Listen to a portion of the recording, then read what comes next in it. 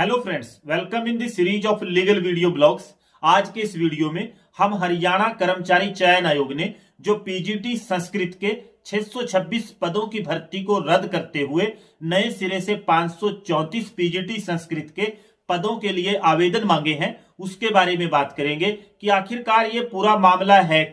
क्या आरोप इस भर्ती प्रक्रिया पर लगे और क्यों सरकार ने इस पूरी भर्ती प्रक्रिया को रद्द करते हुए नए सिरे से करवाने का निर्णय लिया और भर्ती रद्द करने से पीड़ित अभ्यर्थियों के पास क्या विकल्प बचा है। सबसे पहले हम जानेंगे कि आखिरकार ये पूरा मामला है क्या था। पीजीटी संस्कृत की भर्ती के लिए हरियाणा कर्मचारी चयन आयोग ने 28 जून 2015 को एक विज्ञापन जारी किया था और इस विज्ञापन में शैक्षणिक योग्यता एमए संस्कृत तय की गई थी। स्क्रीनिंग के बाद उम्मीदवारों को दस्तावेजों की छंटनी के लिए 17 से 20 अप्रैल 2017 व 24 से 25 सितंबर 2018 को हरियाणा कर्मचारी चयन आयोग के द्वारा बुलाया गया था। इसके बाद हरियाणा कर्मचारी चयन आयोग ने 30 सितंबर 2018 को उम्मीदवारों की साक्षात्कार की सूची जारी की। साक्षात्कार की तारीख 13 अक्टूबर 2018 हरियाणा कर्मचारी चयन आयोग के द्वारा निश्चित की गई थी। लेकिन इस पूरी भर्ती प्रक्रिया में एक हैरानी करने वाली बात यह रही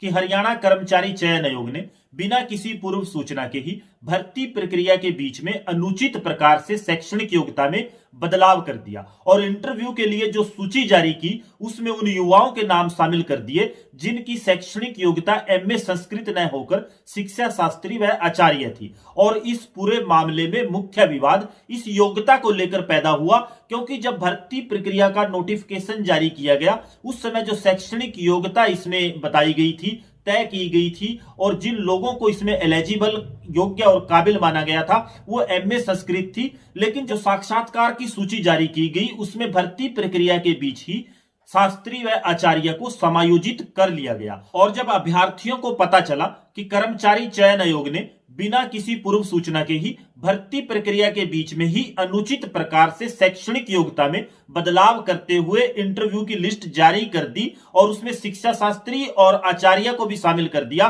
तो उन्होंने जो इंटरव्यू की लिस्ट सरकार ने जारी की थी जिसमें एमए संस्कृत के अलावा शिक्षा शास्त्री और आचार्य को शामिल किया गया था, उसको पंजाब और हरियाणा हाईकोर्ट में चुनौती दी एक याचिका दाखिल करने के माध्यम से और यह कहा कि भर्ती संबंधी विज्ञापन में अंकित शैक्षणिक योग्यता के अनुसार ही भर्ती की जानी चाहिए। और जब यह विवाद हाईकोर्ट के सामने गया तो हरियाणा कर्मचारी चयन आयोग ने तुरंत संबंधित इंटरव्यू लिस्ट को रद्द कर दिया और इसकी सूचना हाईकोर्ट को दी। हाईकोर्ट ने 11 अक्टूबर 2018 को कहा कि हरियाणा कर्मचारी चयन आयोग ने हाईकोर्ट को यह बताया है कि उसके द्वारा जो 30 सितंबर 2018 को साक्षात्कार की सूची जारी की गई थी उसको वापस ले लिया गया है और नई सूची जल्द ही 28 जून 2015 के विज्ञापन में जो शैक्षणिक योग्यता या हम कहें एमए संस्कृत उन्होंने तय की थी उसके अनुसार जारी कर दी जाएगी। और हाई कोर्ट ने कहा कि अगर जो सरकार इंटरव्यू की सूची जो योग्यता उनके विज्ञापन में तय की गई थी उसके अनुसार जारी करती है,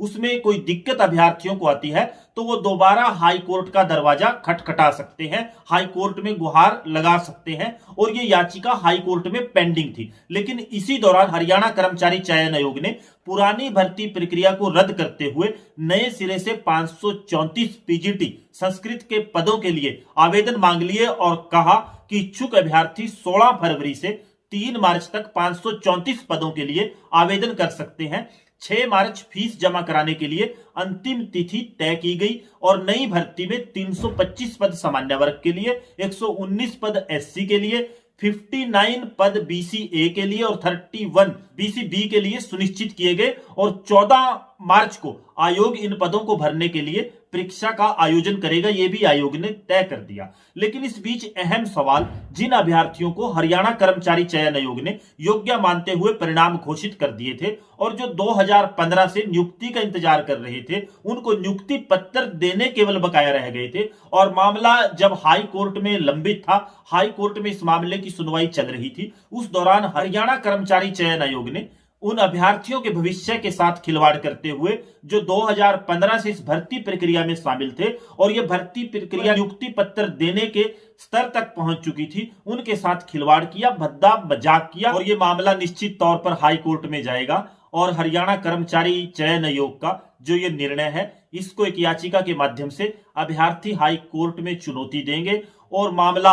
अगर हाई कोर्ट में चला जाता है तो एक बार फिर लंबा लटक सकता है, क्योंकि सभी पक्षों को, सभी पहलुओं को सुनने के बाद ही कोर्ट एक उचित और समायोजित निर्णय इस मामले में देगा। आज के लिए इतना ही, धन्यवाद।